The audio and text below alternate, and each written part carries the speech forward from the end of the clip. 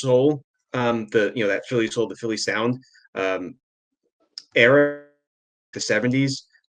So a lot of the information on that came from those books and articles, because that wound up being something that was important to the Philadelphia scene as a whole, and then it actually wound up kind of echoing in like the late 80s, early 90s as rap and hip hop were getting uh, steam, because all those things were kind of built upon what the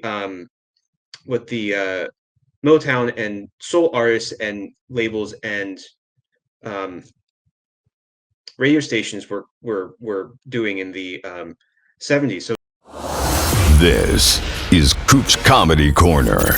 Buckle up because it's funny as Coop's Comedy Corner.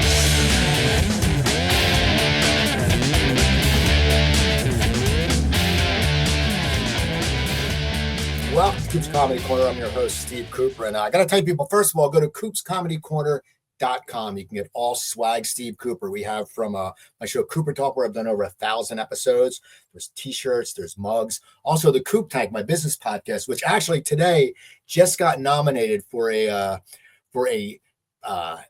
Earworthy Award. It's for independent podcasting. It's for the best local podcast. And then finally for Coop's Comedy Corner, you got some stuff. So, I always have comedians on or TV writers, except that one time when I had my buddies Reed and Kyle from the show Homicide Left on the Streets. But I was going through the internet and I saw about this book, and it reminded me back in when I was doing stand-up in the beginning. I was probably 89 or 90. And it was when Kinnison was getting big. And we had us comics, we wanted to be cool like Kinnison, so we had grew our hair long, but mine looked more like Dave Coulier's. And we had the leather jacket, and I went to a bar because I grew up in Cherry Hill. I went to a bar with my friend called the Galaxy, and I went in there and I'm thinking, this is going to be great. And I walk in, it looks like a video, it looks like a heavy metal video, and there's all these hot women, not all of them hot, but a lot of hot women, and I got no run because they wanted to talk to guys with Aqua Net hair and blouses, and I looked like a Full House wannabe, and it was the Galaxy, which was this legendary place. And these two gentlemen on my show wrote a book about the whole scene, the Philly scene, and that was the whole music scene I grew up around. It's When We Rock, the Philadelphia rock music scene from 1978 and 1992, and it's Antonio Aloia and Mick Michaels. How you guys doing? All right, how are you? Thanks for having us on. Yeah, man, I saw the book, and I that Johnny D had done my show a little while ago, and he knows a girl in a cover band I know down here, Chrissy L. She's in a band, and I had to reach out to you guys. Now, I want to find out, first of all, your backgrounds, because Antonio, you've written books on keto and all this stuff. I mean, you have the long hair, so you must know. Tell me your path and how you end up meeting Mick, because I know Mick, you also have the podcast and you're in a band. So what was the synergy? How did you guys get together? Well, I kind of went through history and finding out that I like writing about it. So, those are where IQ Comes to America and Jew's Quiet Master sort of come into play. But at the same time, I mean, you kind of said with the long hair, I do like heavy metal. So I also played and still currently play in some bands around the Philly area. And while I was playing in the Philly area and a little bit around, I ran into Mick Michaels over here. Actually, funny enough, I kind of started in the Philly scene working as his band's roadie. So there was that kind of connection throughout the years that we kind of kept. And when he had this idea, he approached me because he knew I had the history background, knew I had some books out, and he wanted to kind of give his, at least how this was explained to me. I may be wrong here, Mick, but he kind of explained he wanted to give a little more of a historical sheen to the the topics that he wanted to cover. So I'm like, well, send me over something and I'll review it. And it wound up being like an outline for one of the chapters. I forget which one. And from there, I'm like, this is something that we can do. And we used a lot of stuff from the Cosmic View as basis. So we just kind of went from there. I know it's kind of long and short of it. Well, no, it's just cool. Now, Mick, now you're a musician, and you have the Cosmic View, and you have the cosmic the cosmic the Cosmic View, you have the podcast, and you have the articles, Yeah, and then you're in a Cosmic View. band. Yes, and So I'm in a now, band. how long have you been? How long have you been in the Philadelphia music scene? Were you part of that music scene, or was that something you caught the tail end, or what was your deal with that? I started playing in bands a little bit more regularly, I guess, in about '85. So I picked up at the end of the '80s because I was still a bit young, and it was difficult for some of us to get into clubs at that time. But I was seeing as many bands as I could at the time, especially during when the Empire had their all ages Sunday, and we had there was skating rinks that would have bands and things like that. You would see outside type of gatherings and things, and it was not uncommon to have bands at parties. So I was a player, but I was a fan at the same time. So I got to play in some of the area places too. Later in the '80s, I played at Bonnie's and Circus Town and Rock and Roll Ridge and places like that. My band started to make some waves before everything kind of fell apart. But we opened up for like Mistress and April Fool and so on and that. But I continued playing guitar and played in a couple bands over the course of the last 40 years, and stay busy at that. Music is a big part of my life. So the podcast that we do is based on music business, and I do the interviews at the Cosmic View, which kind of was more of like uh, a learning experience for me because I wanted to learn what other artists were doing, both from the top and the bottom and everything in between, for my own education as well. And for years, I've been wanting to do a book like this or some type of project. Because, I mean, to be honest with you, like, you get tired of hearing about the LA scene every time. But that being said, every time they produce a new movie or a series of shows, I'm watching it, even though it's a lot of the same stories. And I've always said, like, there was so much going on here in Philadelphia that, somebody should do something about it. I even made a joke on my podcast almost 2 years ago to my co-host that says, man, why don't you get your people working on it or something like that? And, from that point forward, I kept playing that over and over in my head. And I said, you know what, maybe I just got to do something about it. And that's, kind of what we did.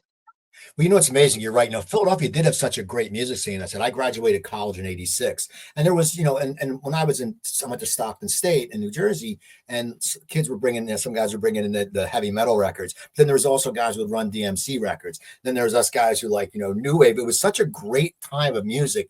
And it's funny, you mentioned, I forgot Bonnie's and Echo until the other day I saw a post because I knew of the Galaxy because it was in Somerdale and that was a mecca as Empire was. But so it was just such a great time for music. I'm so glad you guys addressed it. So you sit there now. How do you get it started? Because I always wonder. Like I always had an idea. I wanted to do a book about the Hooters. I'm friends with David, the drummer, and call it "And We Danced." The full. But you never. It takes balls to sit down and start doing that because it's a process. It's not like you're writing a novel.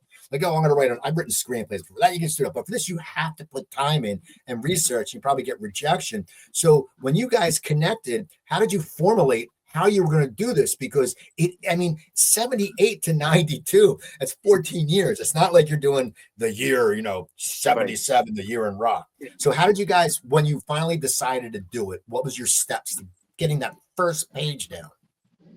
Well, I mean, we knew that we wanted to draw from some of the interviews that we had done already through the Cosmic View. And basing on some of the experiences that I had, we could use that as maybe a timeline sketch. We knew that from the get-go, we needed the experience and stories and input from artists that were there and that were making an impact, right? Because without them, there wouldn't have been a scene per se. And we focused on, we went through a couple different versions of how we wanted to do this book. And it was it was difficult. I mean, I don't know if it takes balls. It may take some loose screws, but I don't know about that. But we started several different ideas, and we decided that, hey, look, there are definitely some bands, some artists that we have to mention because they did some groundbreaking stuff here and went on to another level. But I think just as important are those bands that were caught in the middle and those bands at the bottom of the rung too, because they made the whole scene what it was. And focusing on 78 to 92, 92 is kind of like the given when everything kind of fell apart. But 78 is where like hard rock really started to stand out as a audience favorite because you were hearing it on the radio, and venues were having bands come in and do, you know, basically covers and tributes to what was on the radio to get people there. And then there was that, you know, it changed over to the original scene, which then catapulted all these bands into places. So knowing that we wanted to do that, bringing Antonio in was to be able to talk about that correctly. We had to talk about what came before and what came after that period of time that we wanted to focus on, because without that before and after, those artists wouldn't have had maybe the impact that they did.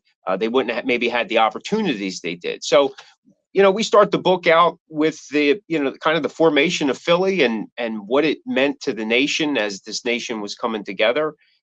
You know, Philly was a city, an area of many firsts, and we talk about that in the book. And then how it created this timeline of music within itself. It was part of the trends. It didn't always follow them, but the whole time it followed its own trend as well, which made it a little different than some of the other cities in the area. Okay. Now, Antonio, you're, you know, because you've done the books on the keto and stuff like that, and you've had to do the research. Was that a very big part of yours? Because I would think getting research, you know, we can Google shit. Okay, but to find a article from a band in the Carrier Post in 1983, it's not easy. You know, it's like I just went through, my mom had passed away recently. She gave me a scrapbook of all these old comedy shows I did. Well, if I Googled them, I would never be able to find them. So how did you start doing the research? Because as you said, Mick, you said there's some bands that weren't really in, that didn't make it as much. You got to find those guys. So how did you, I mean, you probably did a lot of research because you researched your other books. You're the historian. How do you go about that? Because even with the internet, it must have been a pain in the ass. Oh, yes. Yes, it is. I tried to track down as many articles or interviews per se as I could. So I wound up trying to go into like a bunch of databases, and sometimes when you're looking for something really specific, the databases don't really give you as much as you hope that they do, because they they kind of have other information, like the general information that like everyday people are looking for, not like us who are trying to find what local band was doing this thing at this time, because after a certain point people stop caring.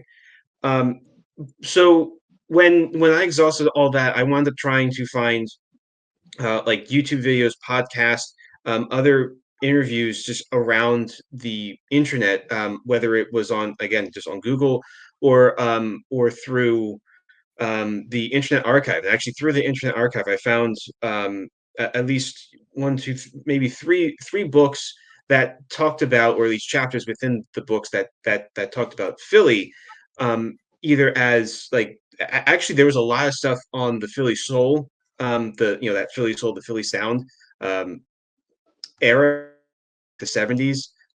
So a lot of the information on that came from those books and articles, because that wound up being a something that was important to the Philadelphia scene as a whole.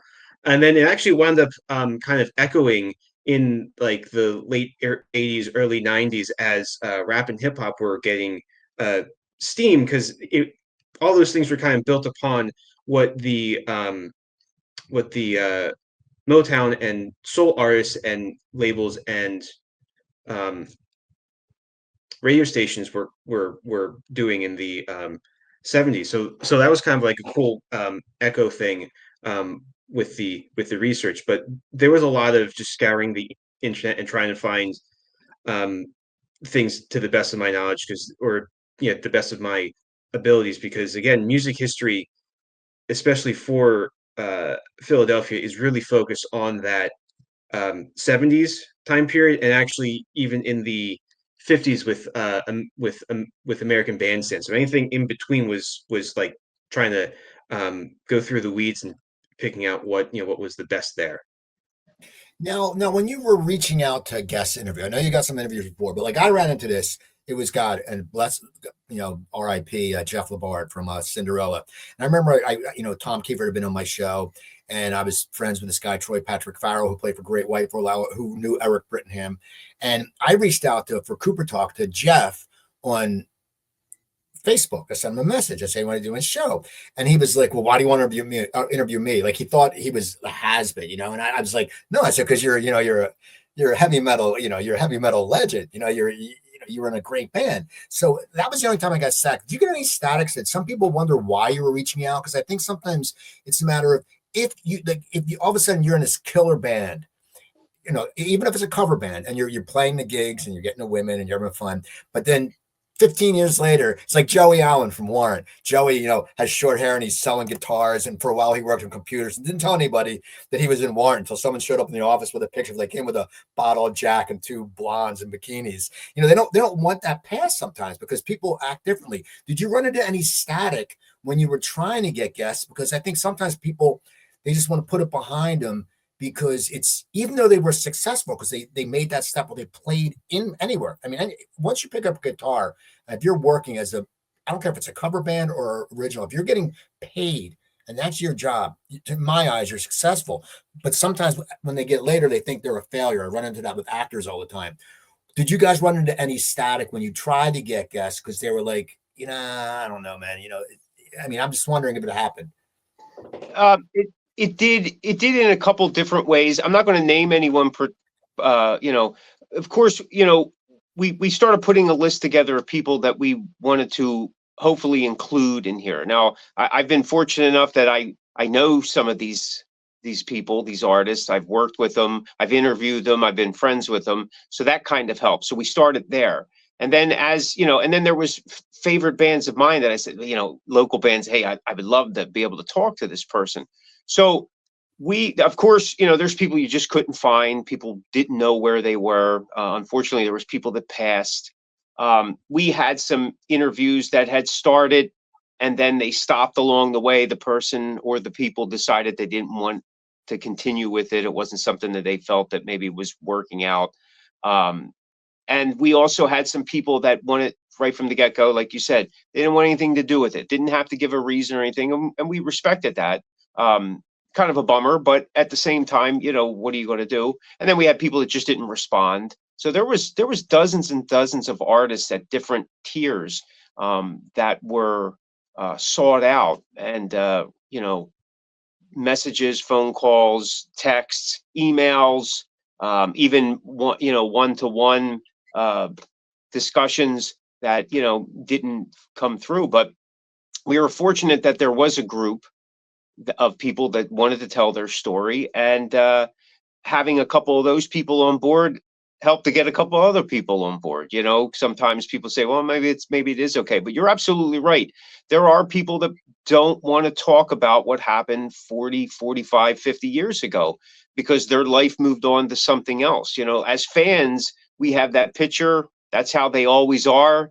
We're still looking at them as that, and they've moved on, and they're teaching at universities, or they have businesses, or they raised a family, or they're not even doing music. So yeah, there was a little bit of that, but we pushed through, and we had to kind of massage the scope of what we were doing several times because of interviews that were started and then we couldn't finish them. So it happens, but I think that all in all, from the people that we worked with, we got something solid, and they really were able to express their story, which again is the key to this whole thing. Well, I'm glad when I was reading your Amazon, the people you're involved. I'm glad you had Reggie Wu, because Reggie Wu went to my high school, and he was a year older. But like ever since that guy was like a sophomore in high school. Like everyone knew he was going to be like a rocker. Like he looks better. He looks better now though. He's got hair. Back then he had real long hair, but he was just an amazing guitarist. When I saw that, that's cool because you did get some good people. I mean, Johnny D. Johnny D. People don't know the legend of Brittany Fox. And it's something that it's good that you also is that you give notification to these bands that some people forget or they don't remember. You can mention Cinderella or you can mention Brittany Fox to people or Heaven's Edge, and people don't know who it is, but the people who know it know it. So I think it's good that you gave notoriety to the scene. Yeah, absolutely. And like I said, there's a lot of bands from the area during that time that are named throughout the book, whether we included them in in some paragraphs of what we were discussing, the subject matter, or the artists themselves would mention them. I mean, two bands in particular that are highlighted from the artists. Each artist that we talked to gave it without leading them on or asking them a specific question. They all talked about either the Dead End Kids or World War III, two bands that were instrumental in this scene, who everybody thought was going to make it. And unfortunately, it didn't work out that way. But they laid the groundwork for the bands that came after. I know that I was influenced by World War III. My older brother was inspired and influenced by the Dead End Kids, and because of that, I was inspired through my older brother by the Dead End Kids. So it kind of that's the beauty of a scene. Artists have this, it's almost like, corny phrase, but it's like a circle of life that one artist inspires another artist, even if it's decades later. It's crazy. A lot of people know John Corabi, who I've interviewed. He's from Philly, and he was in the scene, and then he ended up going to end up becoming a Motley Crue. And it's just funny, but you don't hear that. Like, oh, John Corabi from Philly. It's just, you don't hear that because he lives in Nashville now. So now, Antonio, your guys are getting all this, you're getting all this information. Okay. And you're the researcher. You've done a lot of the interviews, Mick. When do you start sitting there and putting the book together? Because it's a timeline. I mean, you must have so much material. Do you decide in your head how long the book's going to be, or you just start sitting there going, this is a great nugget, this is a great nugget? How do you start formulating the book once you have all this information? Well, at that point, really,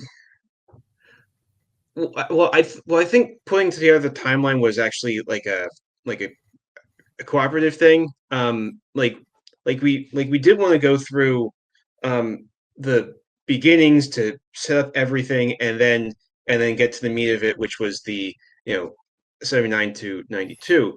But again, in doing so, we need to set everything up. That's why there was so then each chapter wound up being a specific time period, like chapter.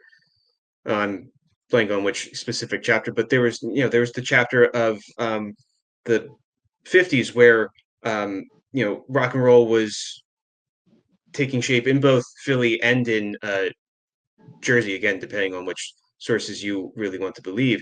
But then also with the whole invention of the teen idol with with the 950 Club, and then American Bandstand. So to that point, there was just a lot of hey, we need to make sure that we put X, Y, and Z in to make sure that we have this timeline.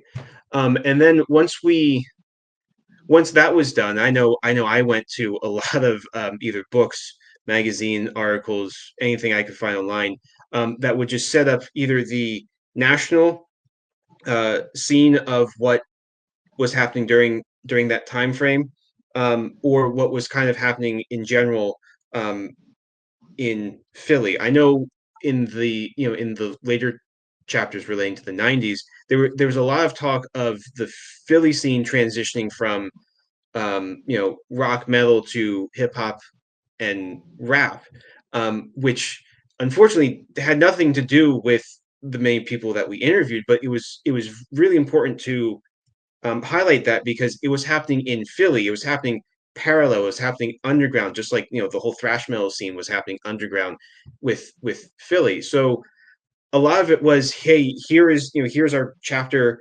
outline and the years that we want to cover with each chapter. But then as we start writing, putting in like the general context of everything, we started putting in quotes and stuff from all these interviews. And I know I mind the interviews. I know Mick mind the interviews as well. So we had literally like pages upon pages of quotes that we could use. So it was just trying to find the specific point to throw in those quotes and basically have like the artists have conversations with themselves or with each other in the book so that they're all excuse me, piggybacking off of what each was saying, so that like they're all talking about the same thing. Um, that part, that making sure everything was kind of together in a thematic version, or yeah, a thematic version throughout each chapter. That was probably the harder thing to do because I have a certain way of looking at things. Mick has a certain way of looking at things. I know we got some other people to re- uh, review it, and they have certain ways of looking at things. So we tried to find that medium, that happy medium between them all. So that's a long answer for you. I want the thing is also, but because you wrote this book about rock, and I want to know, Mick, like when you were younger, what were your? I mean, you mentioned World War III, but we're talking before that. When you were younger, what were your musical influences, and what made you? And I'll ask you this too, Antonio. What made you start playing music? Because I always wonder, like I was talking to a guy who's in a band called Kula Shaker. He's from England. He said he heard Deep Purple, and he played Smoke on the Water, which I think I tried to play guitar and I sucked in guitar lab, but everyone wanted to learn Smoke on the Water because it was you remembered. But what got you into, was there a certain band or a certain point where you decided to pick up the guitar? It was more the influence from my family. My grandfather was a mummer. He was in the Overbrook string band. He played guitar and banjo. He played violin. He played accordion. So there was a lot of that, as I was a kid. And my older brother also played guitar. So there was that. So I got a lot of that traditional music from my grandfather, and more of the rock modern stuff from my older brother. My uncle was into R&B and Motown. My father loved the Beatles. So we had this this array of music. And as a kid, I liked what was ever on the radio. Like I had an affinity for pop. And as time went along, my brother's playing guitar, my grandfather's playing guitar. So I wanted to play guitar, but I actually started out on drums. And I did that for a number of years until I realized that drums wasn't what I wanted to do. I wanted to play guitar. So that's how I got into it. I mean, and of course, into the rock scene, Kiss was probably the band that, caught my eye right from the beginning. And then, Judas Priest and so on and so forth from there.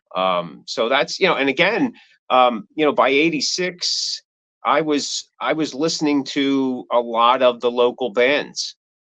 There was just, they're just things that we were, either going to see them. Someone had a demo tape, someone knew somebody. We went to rehearsals.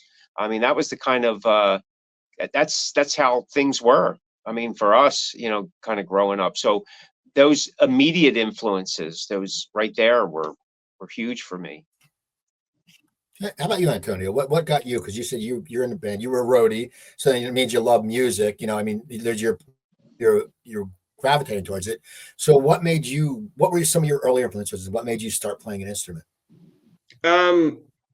Really, it was Judas Priest, and I was actually trying to ponder this answer with another interview question that I would that I was trying to write down.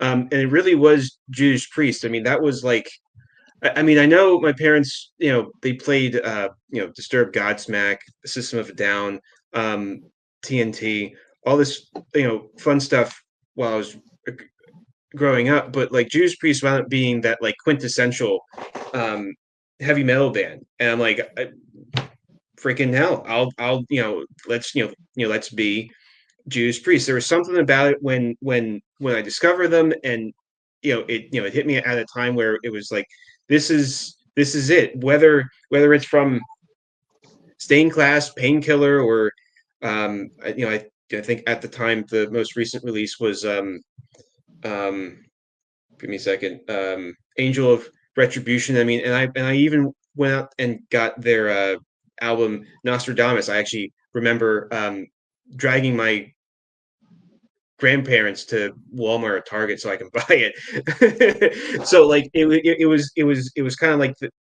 that was the band that that was really like, hey, this is what heavy metal sounds like. Um, and when I was discovering that, my sister was trying to learn drums, and she really wasn't having it. So I would sneak in my own practices when no one was home, until I got caught, and then drums wound up being the thing for me. So um, yeah, really, really Judas Priest. That was the main influence. It also didn't help that everyone was in leather, and I wanted a leather jacket too. So it was blame Judas Priest. That's cool though. It's always good, as I said, because one up for me, there was so many different, influences. But I still remember seeing at the Spectrum. It was that Def Leppard had only one album out, and they were followed by Scorpions as their Love Drive tour, and Ted Nugent headlined it. And I couldn't hear. I think I was a junior in high school, and I couldn't hear for a few days. But it was just so awesome. It was just such a different crowd. Because that's what's crazy about concerts. It's all different. Like, you go to metal, and metal was always like in the rock clubs, and they always had like the girls would wear those ZZ Top boots in the 80s, like a little fringe. That's before your time, Antonio.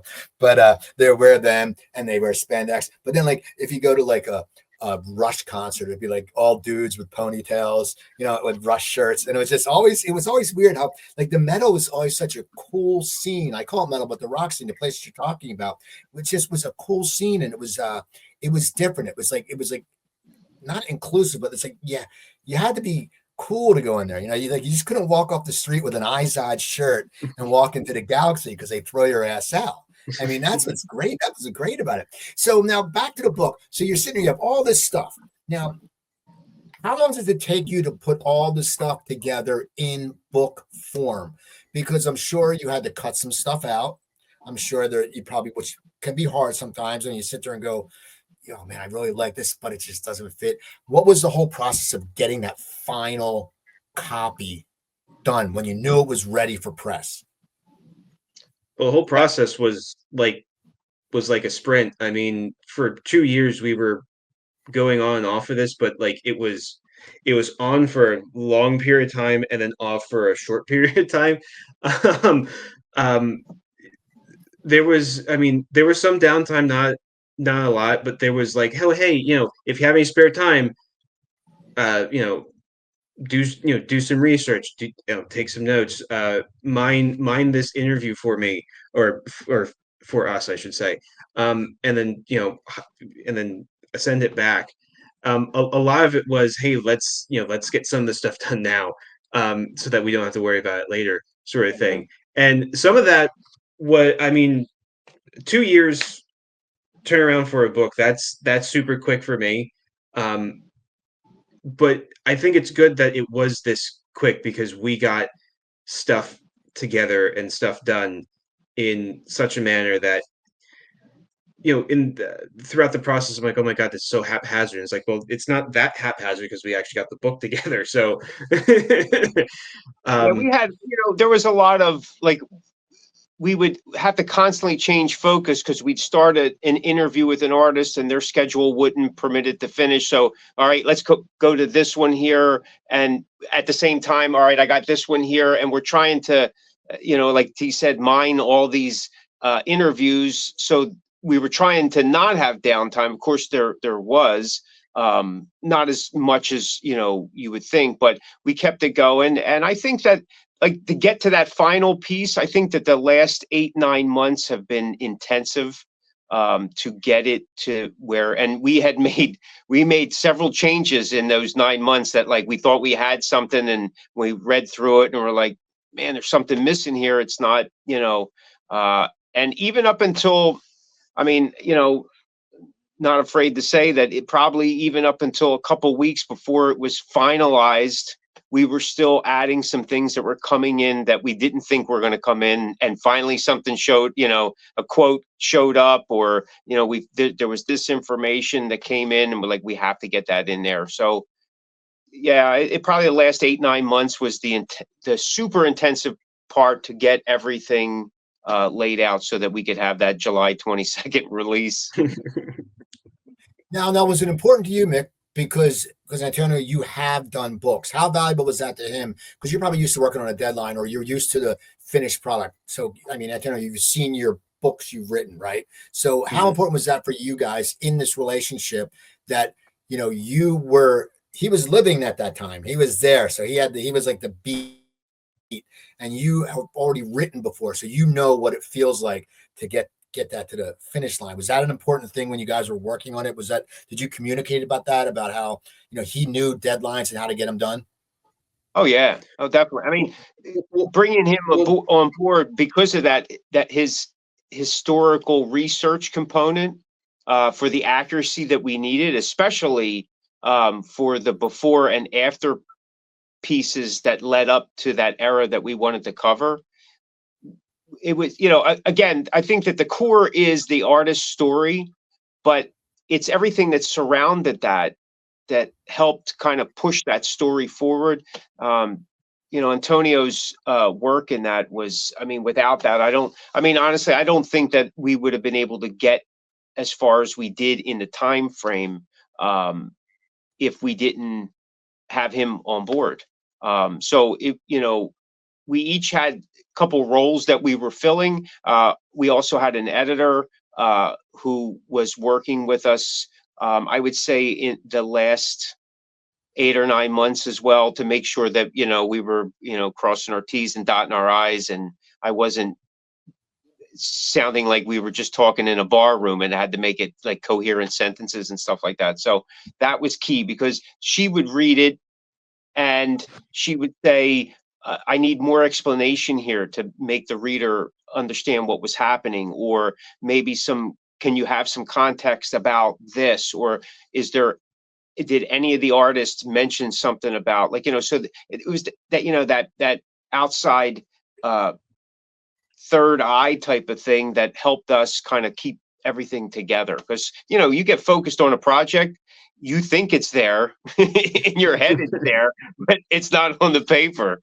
So now whose idea was it to bring in the national acts? Like, I saw you got Jack Russell, which I gotta tell you, I interviewed Jack like 8 years ago, and of course when you interview Jack, you're not going to talk about the fight. That's not my show. Cooper Talk's not about that.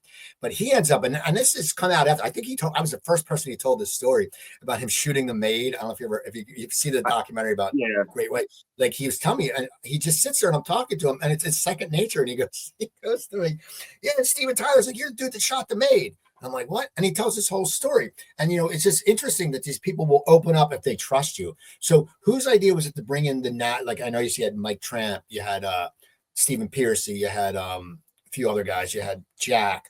Whose idea was that? And do you think that was very important to pushing the story forward of the Philadelphia scene? Because they were probably the Philadelphia acts were trying to aim to get to that point, to get to that popularity. Sure. I had the idea. I brought it up to T. I said, what do you think about us,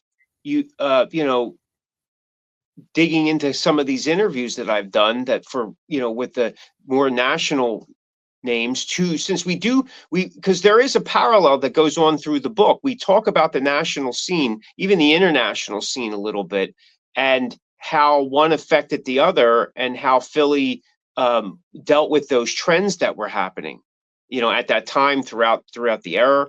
And then vice versa, where Philly was creating some of its own trends, and how those trends kind of rippled out elsewhere. We thought that, like, again, talking about from top to bottom, what's that perspective from outside of Philly in that national market? Because, artists in this area were experiencing the same thing. But again, like, sometimes people were like, wow, they're just local guys and nobody really cares. But as soon as you tag somebody that's a national, that's maybe more prominent in someone's eye or awareness, they perk up a little bit. So to me, it added a little bit more validity to what these local artists were doing and experiencing. And we get some insight from that. And like I said, I have 10 years of interviews that, like when I spoke to Jack Russell, I spoke to him on the phone. He was on his boat, and we were just talking about, like, writing hits, and you know like you said, like, he was real comfortable if he felt you were just like a regular Joe and not, just asking him the same old questions.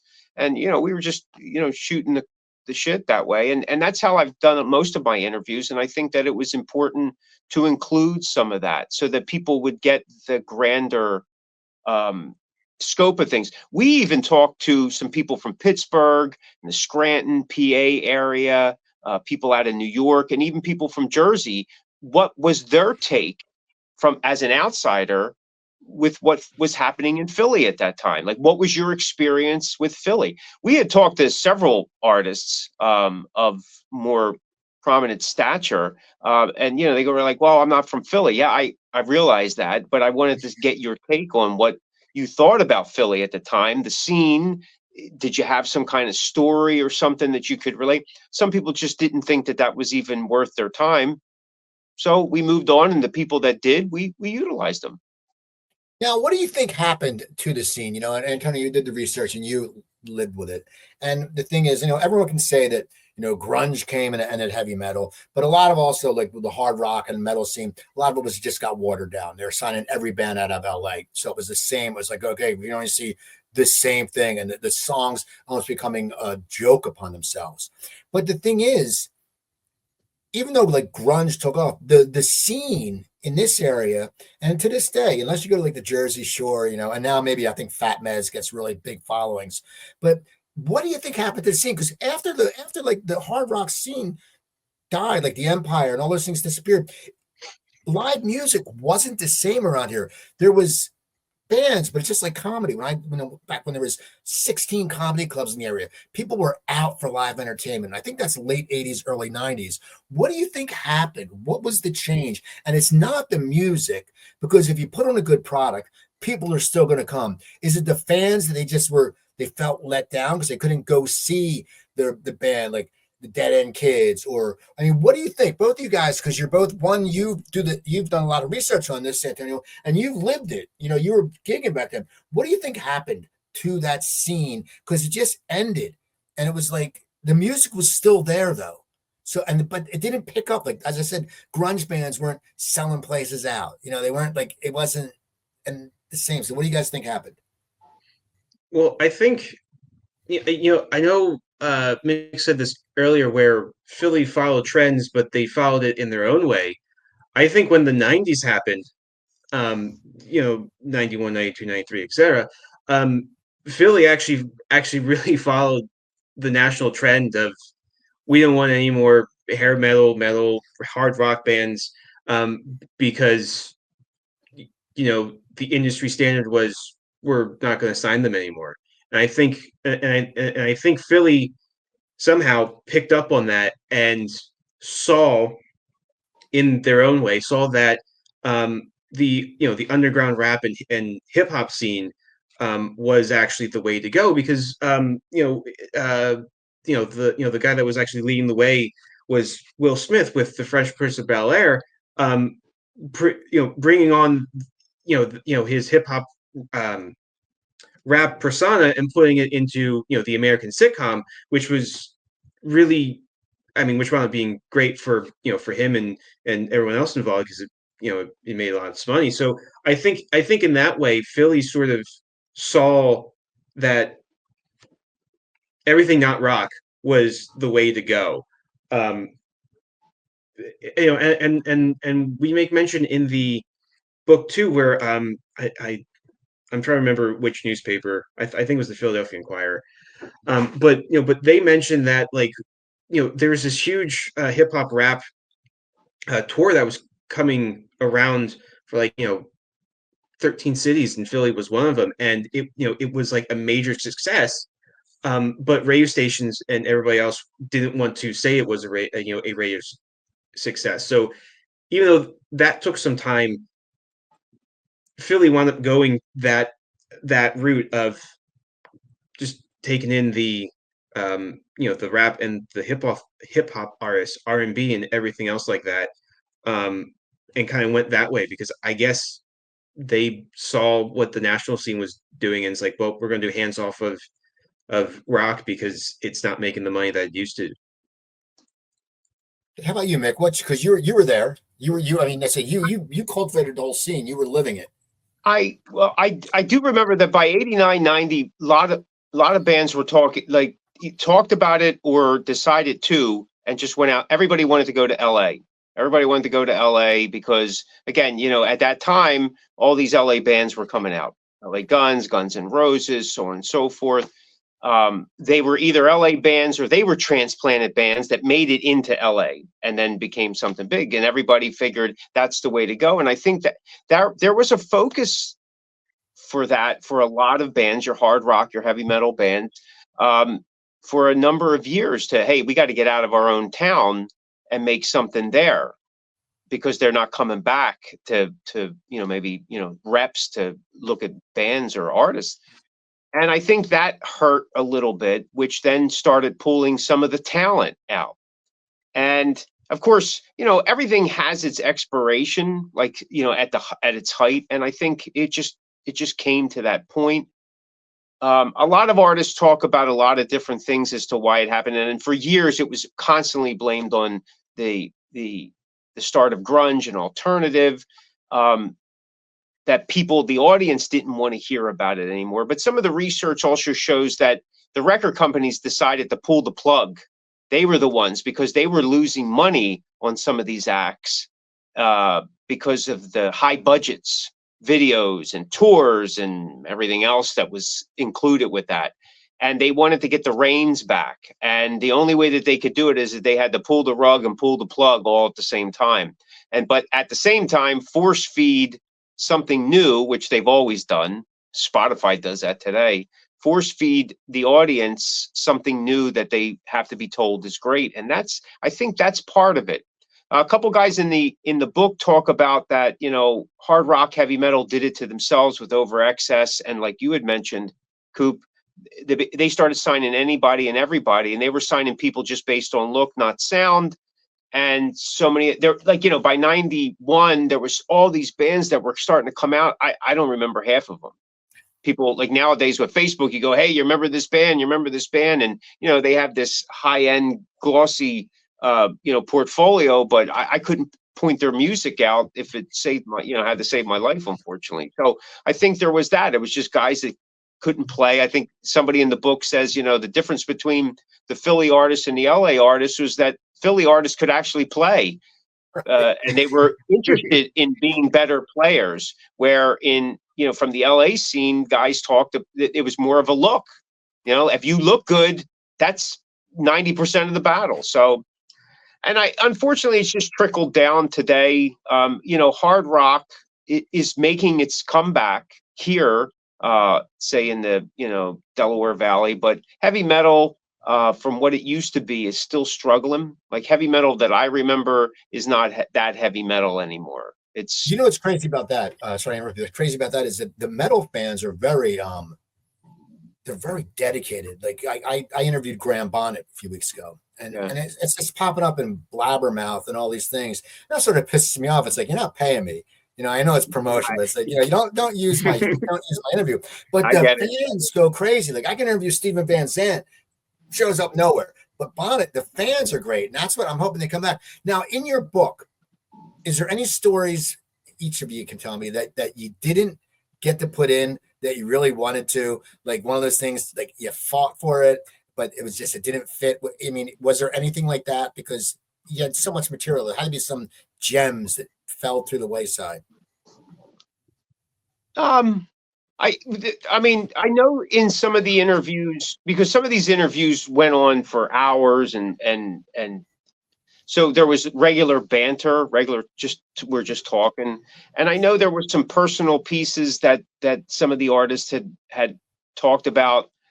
that they had to overcome to maybe either get back into the game or continue playing.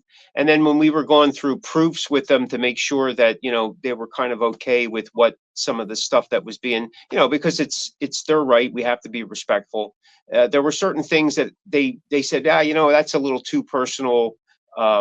Maybe just take that out and all that. So I don't know if there's anything that from my recollection that we were like super bummed out about, but I do like that that self-empowerment, overcoming the challenge type of story, that underdog Rocky Balboa type thing, which I thought could have added some inspiration to the young fan or even to the old fan that's listening, or reading, to say, hey, man, maybe I don't give up on my dreams type of thing. But all in all, I'm really happy with the way things came out, and I'm very appreciative and grateful to all the artists that supplied us with their time and experience.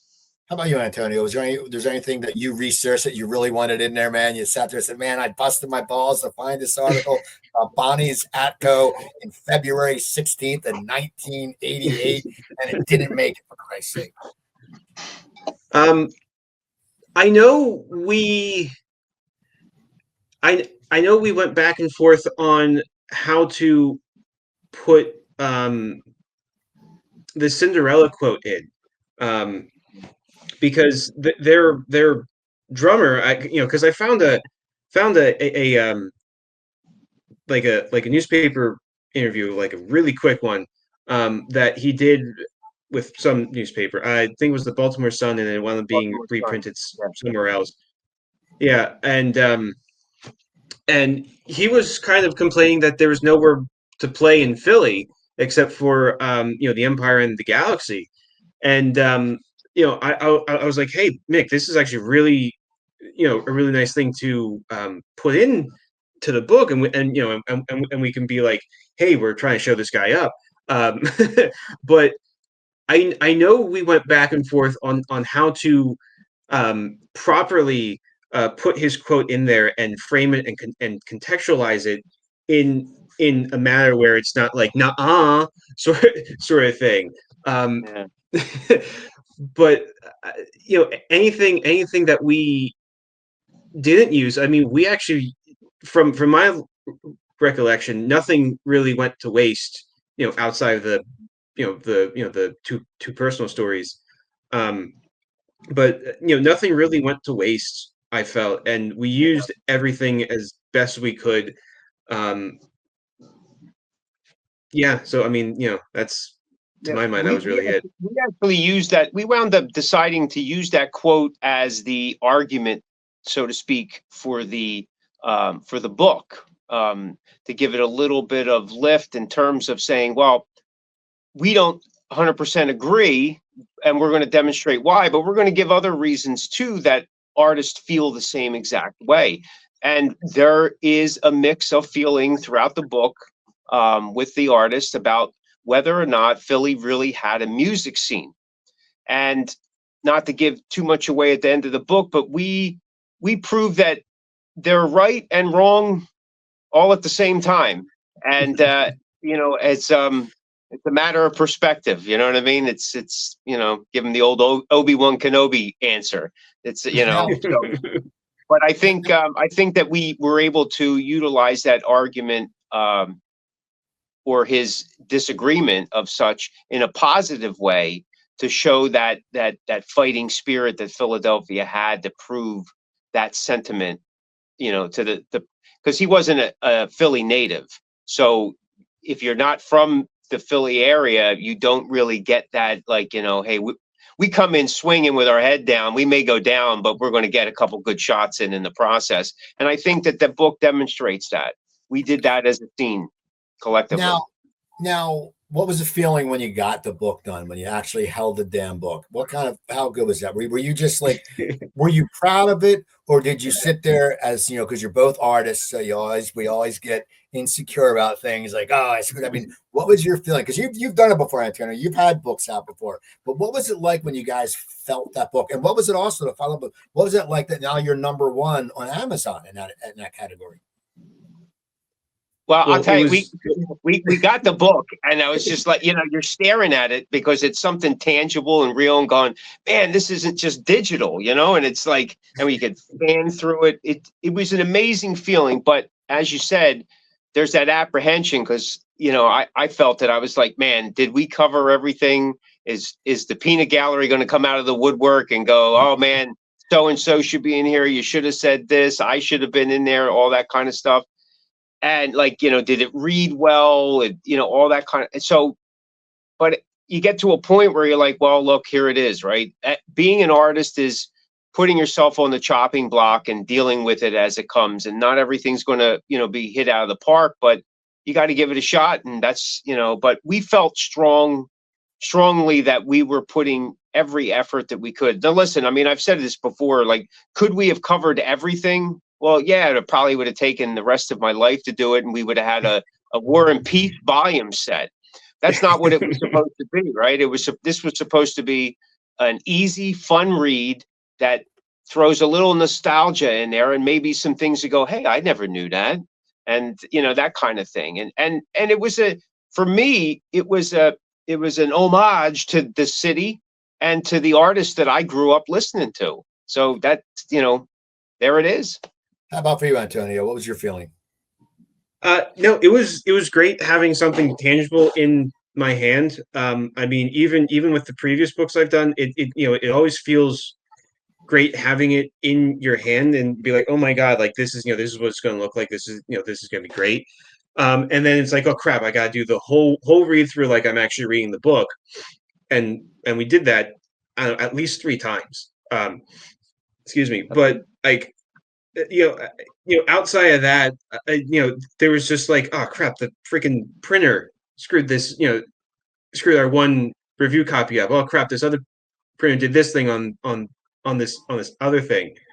So kind of like as not as like an artist looking at it, it's kind of like, well, I really hope that this doesn't look like the finished product when someone else buys it, because then it just looks like shit, and it's like I don't want this, this physical thing looking like shit when it gets to somebody.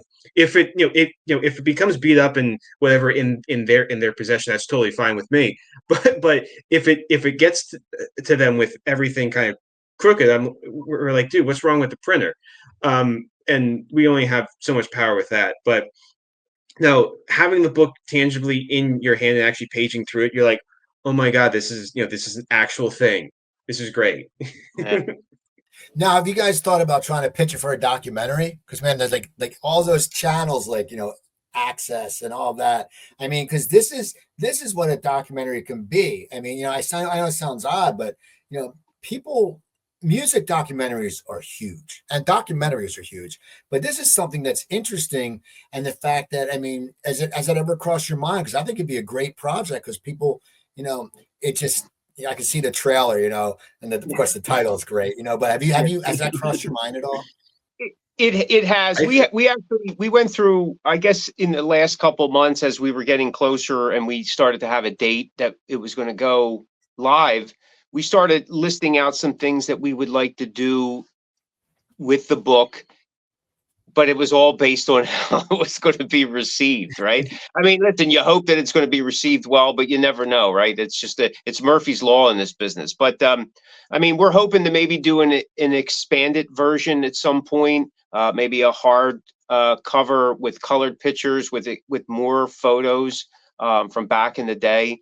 Like myself, I didn't have a lot. I didn't own a camera as a kid.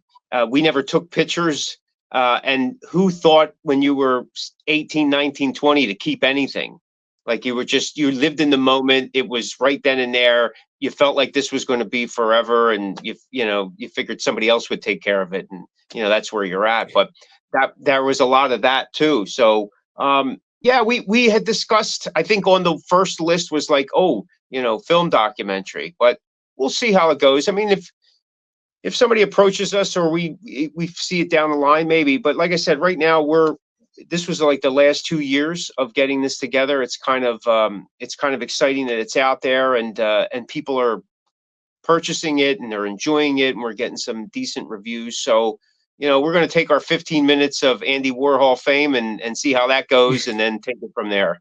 Are you doing any book signings? I think that would be great. You should do some books. You should get out some of those stores, man, or get out some of those clubs, man. I'm telling you, people buy this stuff up. Or like, when your band plays, you should sell the shit out of it. Oh yeah, it'll definitely be on the merch table. God, I want to buy an autograph. Yeah, it'll definitely be on the merch table. We have talked to some record shops and some small boutique bookstores about doing, a small signing and stuff, and maybe getting a couple of the local artists down. There was even talk about, and again, right now it's all talk, about maybe seeing if we can get a couple of these bands that are mentioned in the book that are still playing, or a few of the people that are still playing. Maybe we can get together and do a, When We Rocked night at some Philly venue, and we have some books, and we'll have these people meet and greet. But we'll see what happens. Like I said, we're riding that 15 minutes and see where it goes. I got one final question for both of you, and you can go in first, Antonio. What makes you proud about this book? I think the fact that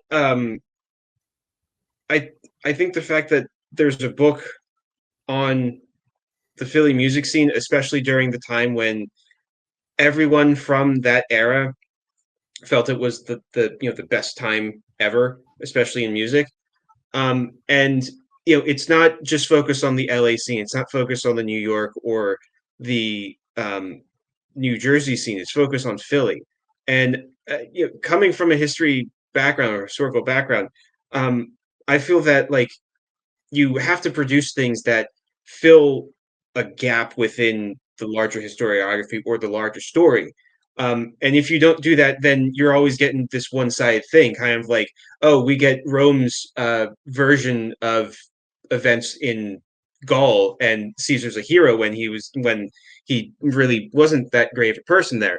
So to that extent, I feel that we're proud to produce something that fills a gap within the larger history, the larger story, and kind of harken back to what I did in with my first book, Ikea Comes to America, is that hopefully it starts this process of other people start adding in their own stories on their own, or they get inspired by this, so that they can continue exploring and diving into the Philly metal scene and all its kind of surroundings, so that again we can have this better picture of it, and we can talk about it in the same breath as we do with the LA scene, especially during that time period. How about you, Mick? What makes you proud about this book? When I was a teenager and I was playing, to me, Philly was the big time. It really was. Like, I would go down to the Empire and I would see the bands, and I didn't know the difference between those bands in terms of the Spectrum or the Empire. It was all the same to me. And there was such an electricity for a young kid. And so that was inspiring. And I carried that with me my entire life, and don't always see it and feel it all the time anymore. But I harken back to it quite regularly, and which was part of the inspiration to do this book, to get that feeling, not just for myself, but for the people that experienced it, and that were able to create that experience for fans like myself and future musicians, and the legacy that it left in the scene even today. So I'm really happy that we it's not just something I talk about anymore, that I was able to get it together with Antonio and our editor, Pamela Marie from Blossom Consulting, and all the artists. Johnny D wrote the foreword, and really, I got to give a shout out to Johnny. He was kind of like the springboard to this whole thing. I mean, I'm fortunate enough that I've known Johnny since I was like a little kid. We grew up on the same block. And when I reached out to him about it, he was pretty excited. He was like, "Man, this is something that has to be done. I'm whatever I need to do." And that was inspirational to me. And it was a sign that this was my way to kind of, pay it forward to these artists that inspired me, and to a city that just, to me is it's unrivaled in that sense of that fighting spirit. So I'm excited about it. That's awesome. You guys, I want to thank you for coming on. Now, how can people get the book? Where are we? Amazon, of course. You can get it anywhere else we get it, or what is that? Is that the main place? That's, I mean, it's on some other, there's like Barnes and Nobles and Ingram and stuff, but you can go right to our official webpage, whenwerockedphilly.com. You can get the book. You can find out, who's in the book. You can see what some people are saying about it. You can also order the Get Rocked official t-shirt. So yeah, and that's, we'll be updating things there. It's a real basic website, because we just want people to get the book and read it. And that was one of the reasons why I did not want to do a digital copy, right? Because there wasn't digital copy back in, those days. So you couldn't read it, a PDF reader or whatever, the Kindle or whatever. I wanted people to have it tangible in their hands so they can feel it, smell it. You know what I mean? You can smell Philly in this. Smell that? It smells like anyway. It smells like the pretzel. It smells like the soft pretzel guy in the corner of That's Broad right. and Vine. $5 for a buck. Exactly. So you guys, thank you. People, go get the book. Go out and get the book, especially if you're from, even if you're not from the Philly area. If you're a musician, you need to find out. That's what inspires people. You hear people's story. There's ups and downs in everyone. So go buy the book. Also, go to coopscomedycorner.com. Get some Coop Tank swag, Cooper Talk swag. Go to Comedy Trainwreck. I want to thank my producer, Jimmy Corham. Does a great job. He gives a lot of Philadelphia comics a platform to talk. He's got Coleman Green has a show, Corey Alexander, John Kensel and the Wid. He's got a bunch of stuff coming up on the horizon. So check that out. So yeah, and go to my site, coopertalk.net. You can find 1,044 episodes on there. We went from over 70 Rock and Roll Hall of Famers to Oscar winners, Emmy winners, all that good stuff. So go buy the book. You got to get it. When We Rock. I'm Steve Cooper. Thanks for watching or listening, and you have a great night. Coop's Comedy Corner.